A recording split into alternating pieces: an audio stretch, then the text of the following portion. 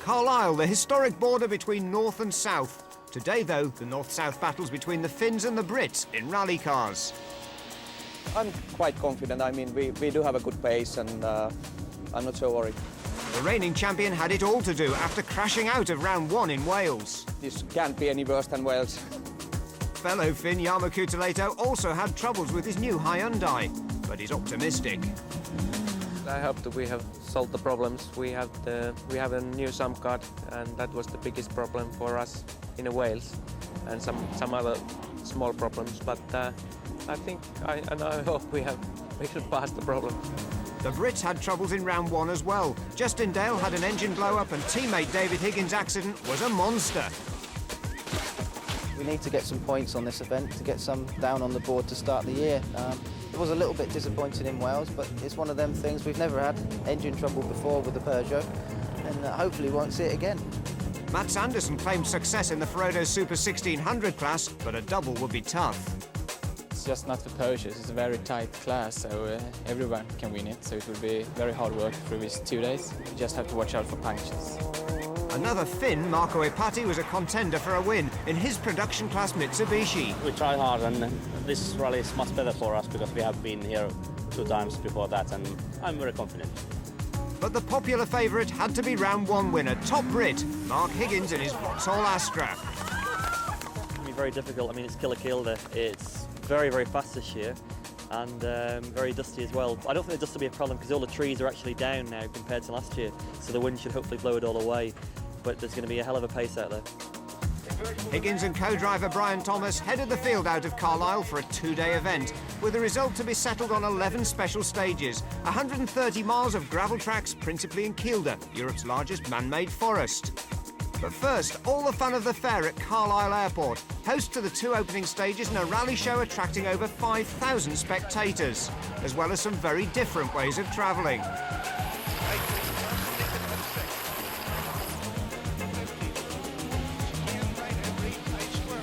On the rally stage, Neil Weirden was quick, almost as good on the handbrake as Russ Swift. Tapio Laukkanen was going well too.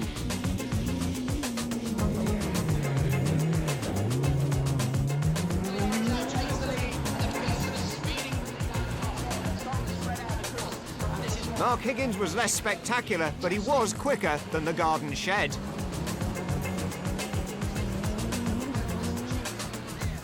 And pipping the orange to the post, Justin Dale's Peugeot was flying.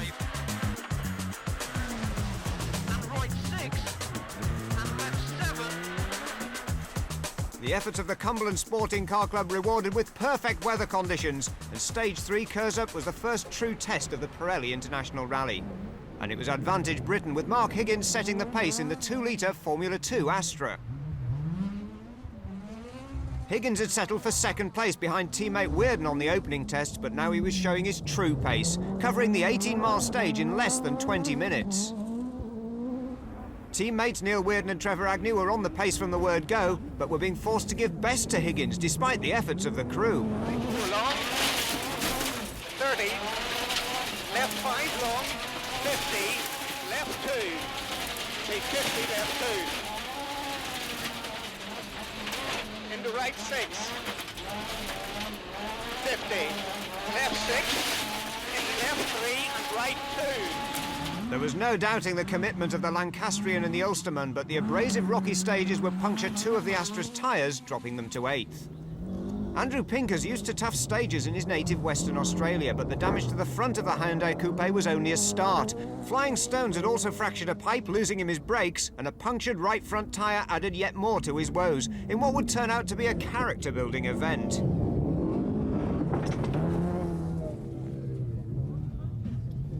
Reigning champion Tapio Laukkanen started his run of 3 successive wins on this event last year, but this time he too was heading for tyre troubles.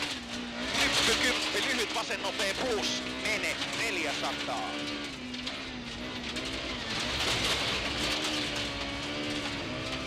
Two punctured tyres would later force a stop, dropping Laukkanen down to 18th and into the dust clouds from slower cars. But as he predicted, Jarmo Kuutelaito was enjoying a relatively trouble-free run in his Hyundai, and a fast run too. Nyt lyhyt vase täysmiinus 100. Vasen eri risteys. 50. Oikea eri. 50. Nyt kun oikea laita ja vasen helppo 50. Vasen täys 60. His reward was now second place, 3.5 seconds behind Mark Higgins. In the Ferodo Super 1600 class, Justin Dale was one of the drivers to lose time in the dust from the cars in front. But he'd soon see things were worse for his teammate David Higgins. Left 7 and opens long 50.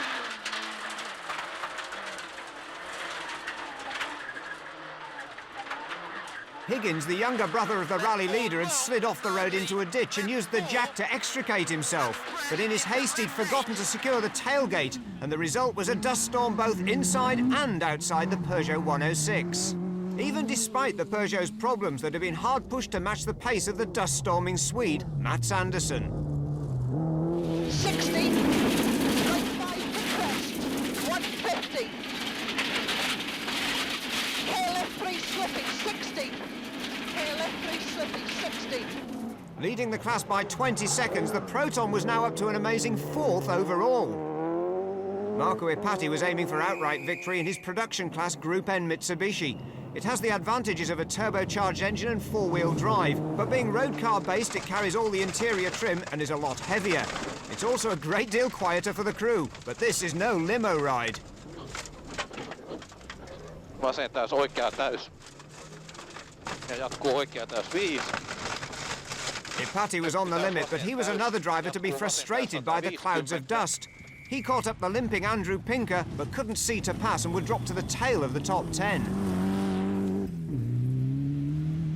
Yorkshireman Johnny Milner was another with hopes of victory for his production class Toyota Celica Coupe. He'd be frustrated not by dust, but by a tiny electrical cut-off switch that would short-circuit and drop him to last. Can't quite believe it, really. Unbelievable. We do all the work through the winter. Months of work. Brand new master switch on the thing. Well, zero. Start again. Start again. Johnny's frustration was obvious, but he was still running, and the event was proving a battle of attrition for everybody, including the rally leader. No, it's not serious, just taking the front corner of the bumper off, but we've all had a problem with tyre wear in there, and towards the end we just had nothing. They're just down to the canvas, and we had to use the handbrake on a long left-hander, but it just kept going, and he just lifted on the bank, and we were stopped there for about 20 seconds. But very difficult stage, and you know, we thought we'd thrown everything away, but when you look at what's happened behind, I think we're actually still leading. Tyre wear will prove even more critical on the next forest stage, the longest of the day.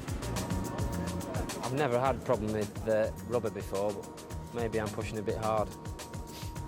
Basically, the tyres have worn out on the front. Eventually, one of them popped. But we had a rear puncture as well halfway through the stage, so we had to drive the last 3 miles with 2 punches, which is very difficult, where we lost all the time. And the frustration on Kai Lindstrom's face is as obvious as the damage to Laukonen's Golf. Yeah, we got 2 punctures there, and obviously lost probably 2 minutes or something, but that's rallying. Everybody else seems to have a problem as well. Surprisingly, there was many big stones everywhere, so I think the first few cars are cutting the corners a little bit, and that's the reason. But fellow Finn Kuutelaito's rally was relatively trouble-free. We came out from the stage without the punctures. We just passed the Tapio, he had the 2 punctures, and before the finish line, stage was very difficult to find, so much dust on the road. But we have quite big problem with the dust in our car. It's coming somewhere, I don't know where, but that's quite bad problem for us at the moment. But no one found more of the choking dust than David Higgins. David, it looks a lot dusty in that car. Yeah, we had a little bit of dust was coming in at the start of the stage, and I just pulled in to try and find the blowers and to make sure the windows were shut. Then when we were trying to pull away, the front wheel just dropped into a small ditch. We had to jack the car up, and when we set off, we must have left one of the straps down, and through the stage the tailgate came up. So we did probably 14-15 miles of tailgate open, couldn't even see through our own dust really, so not a good start, but obviously now just get our head down, learn the car, use it as a long test and wait for others to have problems, and cough a lot probably on the way now. And in last place, the more composed Johnny Milner now told the whole story. Very, very disappointing. We had a slight problem halfway through with a small deer.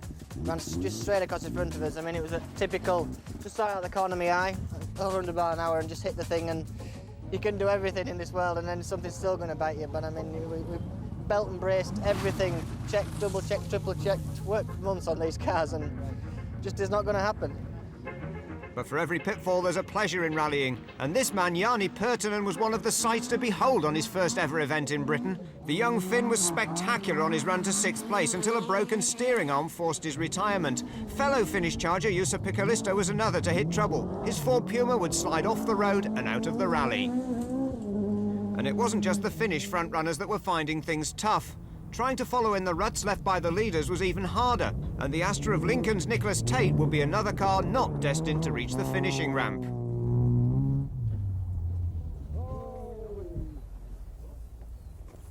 Nor would the Astra of Rally leader Mark Higgins. After a copybook run through the first 5 stages to build a 12-second lead, suddenly hopes of that second win in a row evaporated. Everything was really going well. The whole car felt really right and we were having a good attack really. And we got a slight noise and then about a mile later it started running on sort of 3 cylinders and then got worse, so we stopped the car, checked all the levels and then eventually drove out at the end about 17 minutes later and decided to call it a day.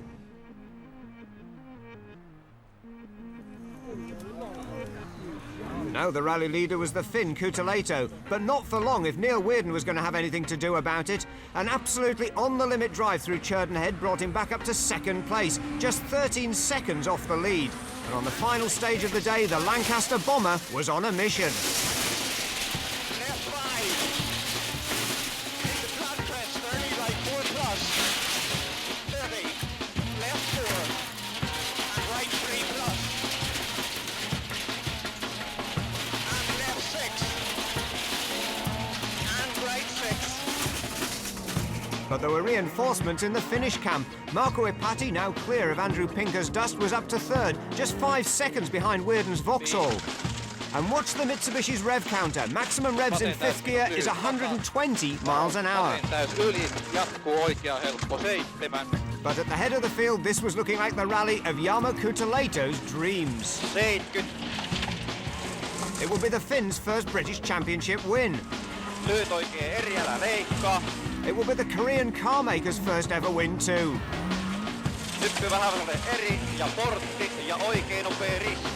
But this was only half distance, and in Kielder nothing could be taken for granted.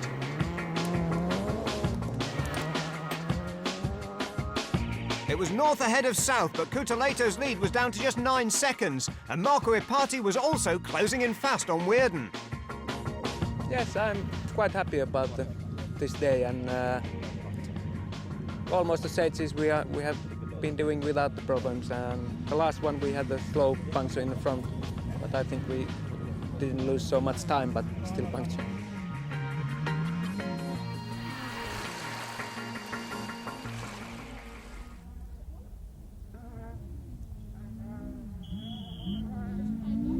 Overnight leader Jarmo Kuutaleito knew that only a flat-out drive would keep him ahead of the pack. Pitkä nyppy täys. 130. Huomio nyppy oikea laita ja vasen eri. Pyöreänä 50. Vasen helppo sisältä 100. Oikea helppo 80. Jarmo started the day with just 9 seconds separating him from Neil Weirden in the Astra, which was already carrying the scars of a brush with the scenery. A view from inside the car shows how it happened. Nice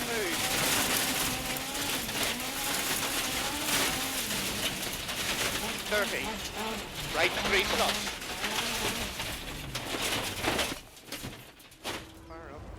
Weirden survived that one, but now look at the expression on co-driver Trevor Agnew's face and listen to the exhaust note to hear why. Engine's done. Yeah, hold in there. There. There. Yeah, pulled in. Oh no.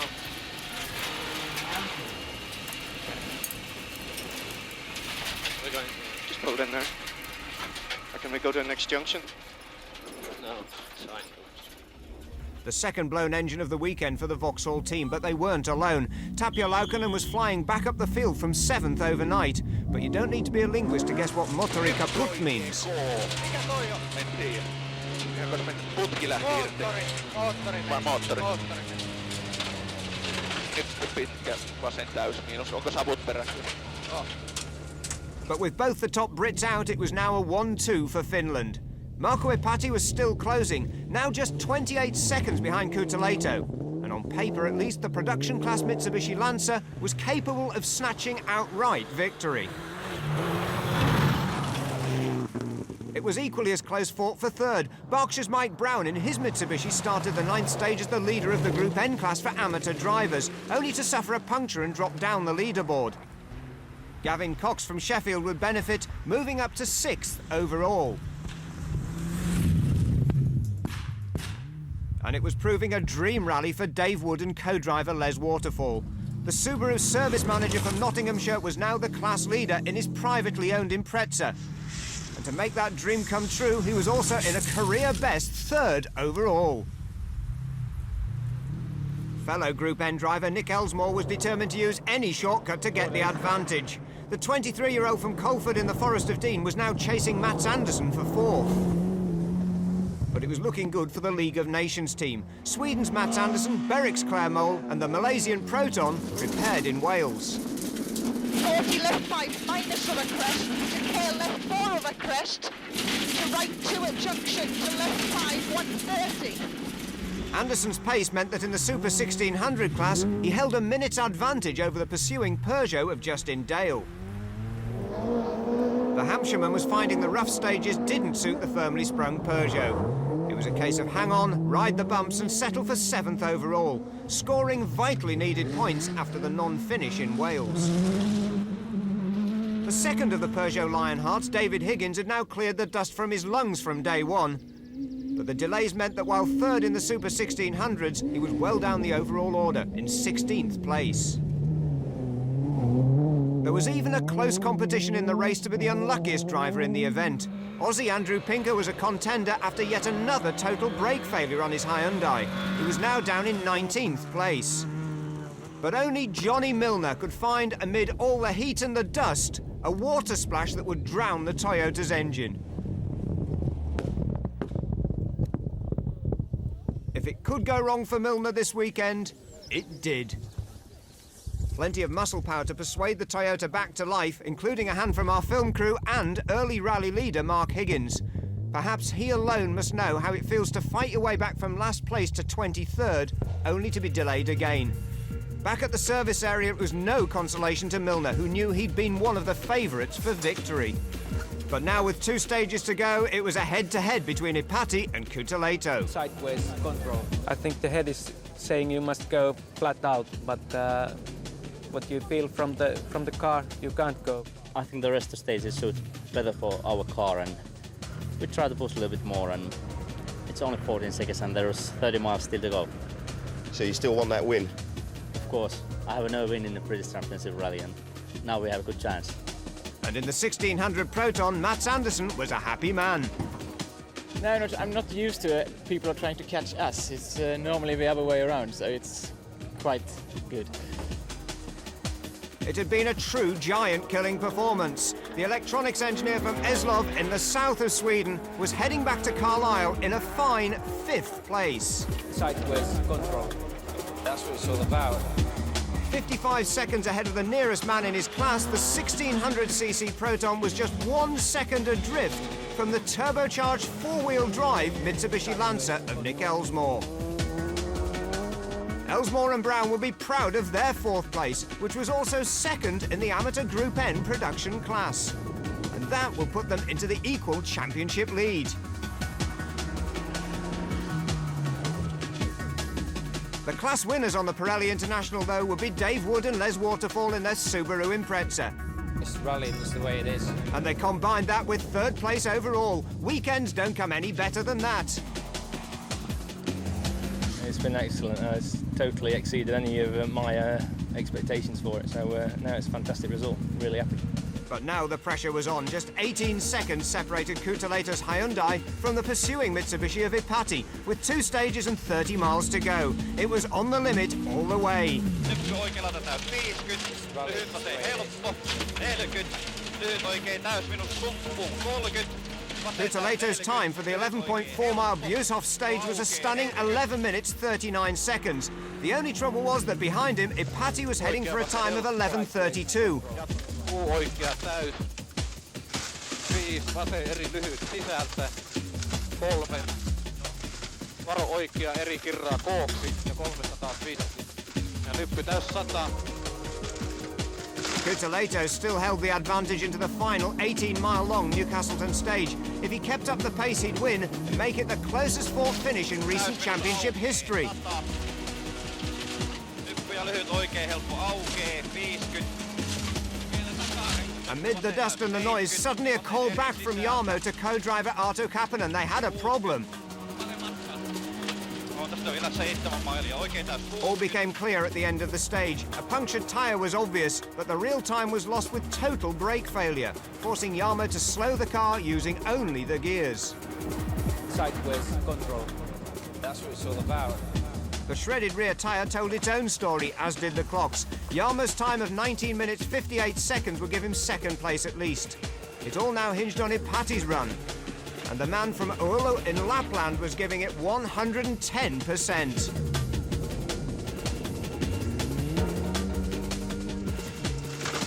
Vasen helppo oikea eri.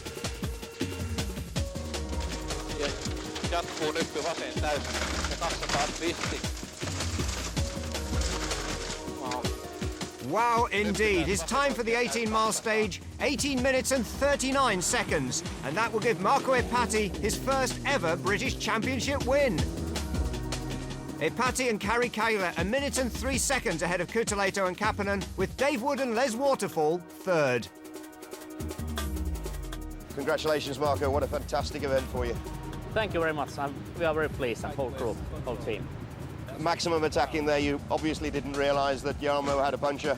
Yeah, I saw a little bit dust in the end of the stage, and I thought maybe we can catch them. But we try to push so hard that we don't fall any mistakes. And now in championship leaders, and yeah, I'm very hopeful for the Scottish Rally. The victory gives Ipati the championship lead after 2 rounds, ahead of Matt Anderson and Mark Higgins, with a philosophical Kutaleto equal fourth. First we had we lost the rear brakes, and I think the halfway we lost the tyre.